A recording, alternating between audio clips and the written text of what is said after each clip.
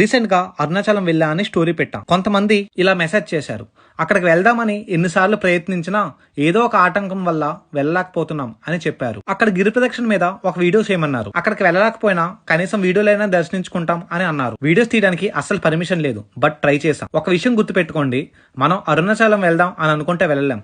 శివయ్య అనుగ్రహం ఉంటేనే అది సాధ్యమవుతుంది. ఈ అరుణాచలంలో శివుడు 3 రూపాల్లో కొలువై ఉంటారు. మొదటిది ఆలయంలో ప్రధాన లింగం, రెండవది అరుణాచలం కొండే శివస్వరూపం. దానికి నిదర్శనమే ఆ చుట్టుపక్కలున్న పాత శివాలయాల్లో నందీశ్వరుడు అక్కడ మూల విరాట్ కాకుండా అరుణాచలం గిరి వైపు తిరిగి ఉంటారు. మూడవది ఆ కొండ మీద ఒక మర్రి చెట్టు కింద శివుడు దక్షిణామూర్తి రూపంలో కొలువై తీరుతారని అక్కడ భక్తుల విశ్వాసం.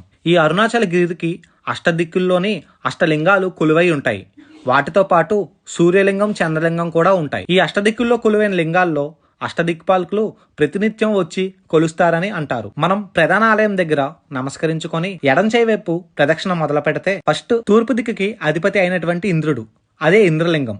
అక్కడ దర్శనం చేసుకొని కొంచెం ముందుకు వెళ్తే అక్కడ ఆగ్నేయ మూల వస్తుంది. ఆ ఆగ్నేయ మూలకి అధిపతి అగ్ని, అది దర్శించుకొని ఇంకా ముందుకు వెళ్తే మనకి కుడి చేయి వైపు రమణాశ్రమం వస్తుంది. దక్షిణ దిక్కు, దీనికి అధిపతి యముడు, అదే యమలింగం. అక్కడ దర్శనం చేసుకొని బయటకు వస్తే నైరుతి మూల వస్తుంది. దానికి అధిపతి నైరుతుడు, అదే నైరుతిలింగం. అక్కడ దర్శనం చేసుకొని బయటకు వచ్చి కొంచెం ఫ్రంట్కి వెళ్తే మనకి ఎడం చేయి వైపు సూర్యలింగం కనిపిస్తుంది. బయటకు వచ్చి ఇంకా కొంచెం ఫ్రంట్కి వెళ్తే పడమర దిక్కు వస్తుంది. ఆ పడమర దిక్కుకు అధిపతి వరుణుడు, అదే వరుణలింగం. అక్కడ దర్శనం చేసుకొని మళ్ళీ బయటకు వచ్చి కొంచెం ఫ్రంట్కి వెళ్తే రైట్ సైడ్ కొండకాసి ఆది అన్నామలై అనే టెంపుల్ వస్తుంది. ఈ లింగాన్ని బ్రహ్మ ప్రతిష్ఠించారని అంటారు. చాలా మంది ఈ టెంపుల్ గురించి తెలియక మిస్ అవుతారు. డెఫినెట్ గా వెళ్ళండి. అక్కడ దర్శనం చేసుకొని మళ్ళీ బయటకు వచ్చి కొంచెం ఫ్రంట్ కి వెళ్తే వాయువ్య మూల వస్తుంది. ఆ వాయువు మూలకి అధిపతి వాయుదేవుడు, ఆ లింగమే వాయులింగం. వాయువలింగం చూసుకొని బయటకు వస్తే మనకు అరుణాచలం గిరి 5 శిఖరాలుగా కనిపిస్తుంది. అదే పంచశిఖర దర్శిని.